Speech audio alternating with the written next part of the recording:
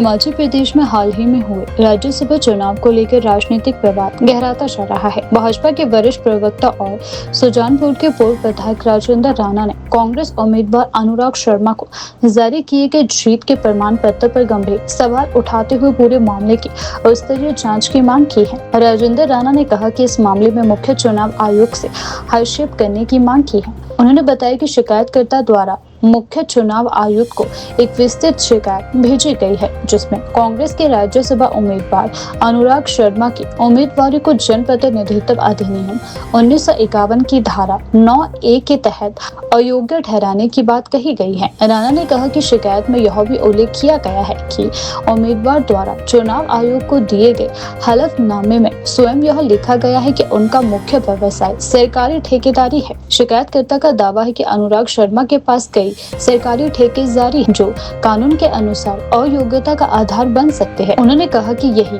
तथ्य राज्यसभा चुनाव के दौरान निर्वाचन अधिकारी यानी रिटर्निंग ऑफिसर के सामने भी रखे गए थे। उस समय पे उनसे आग्रह किया गया था कि वे कानून के प्रावधानों के अनुसार उम्मीदवार के हलफनामे और संबंधित दस्तावेजों को पूरी तरह जाँच कर उचित निर्णय ले। भाजपा नेता ने आरोप लगाया कि इन तथ्यों पर गंभीरता से विचार नहीं किया गया और सरकार के दबाव में आकर निर्वाचन अधिकारी ने अनुराग शर्मा को राज्यसभा सदस्य के रूप में निर्वाचित होने का प्रमाण पत्र जारी कर दिया।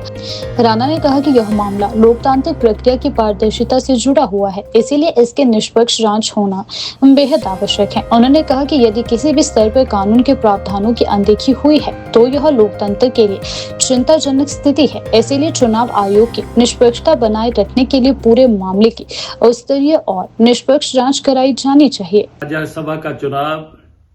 लगातार विवादों में बढ़ रहा है और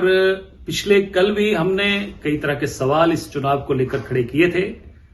और आज जिस तरीके से इस चुनाव को रद्द करने के लिए कंप्लेंट जो है रिटर्निंग ऑफिसर राज्यसभा चुनाव के जो शिमला में बैठते हैं उनको हुई है और चीफ इलेक्शन कमिश्नर को दिल्ली में हुई है, उसका कारण है कि ये जो चुनाव है ये रिटर्निंग ऑफिसर को पहले ही रद्द करना चाहिए था, क्योंकि जब नॉमिनेशन भरा गया है उसमें एफिडेविट में जो कमियां पाई गई हैं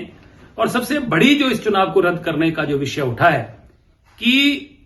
section 9A representation of people's act 1951 के तहत यह चुनाव रद्द होता है, क्योंकि जो कैंडिडेट है उसने ये अपने एफिडेविट में स्वीकार किया हुआ है कि उसके पास 15 से 16 करोड़ रुपए के सरकारी कॉन्ट्रैक्ट जो है वो उसके पास है। जिसके पास भी सरकारी कॉन्ट्रैक्ट्स हैं वो कॉन्स्टिट्यूशन के मुताबिक चुनाव नहीं लड़ सकता है। अगर चुनाव लड़ने के लिए नॉमिनेशन जबरन कराया गया है और फोर्स किया गया है तो रिटर्निंग ऑफिसर को इस चुनाव को रद्द करना चाहिए था। आज जबकि ये सोशल मीडिया पे सब जगह समाचार पत्रों में चला है कि 2:30 बजे रिटर्निंग ऑफिसर को जो है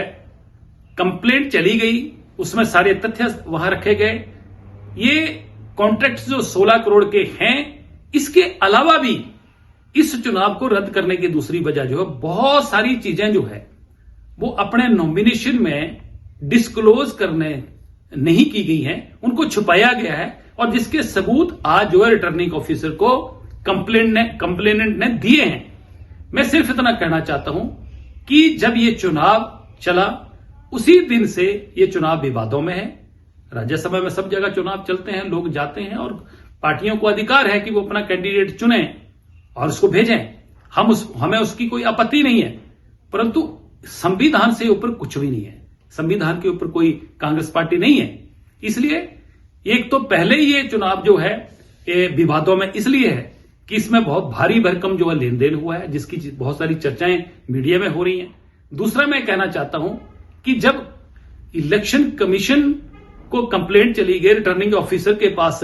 ये सारी कंप्लेंट चली गई, तो सरकार का कौन सा ऐसा दबाव था जो इमीडिएटली सर्टिफिकेट जारी किया गया। मैं इस बात को बड़े विश्वास के साथ संविधान को ध्यान में रखते हुए कह रहा हूं कि आज नहीं तो कल इलेक्शन कमीशन इसको चुनाव को रद्द करेगा और ये चुनाव रद्द हो गए ही, क्योंकि इसमें बहुत सारी खामियां हैं और ये संविधान के नियमों के खिलाफ ये जो चुनाव लड़ाया गया है, कैंडिडेट्स में जो नॉमिनेशन है उसमें भी कमी है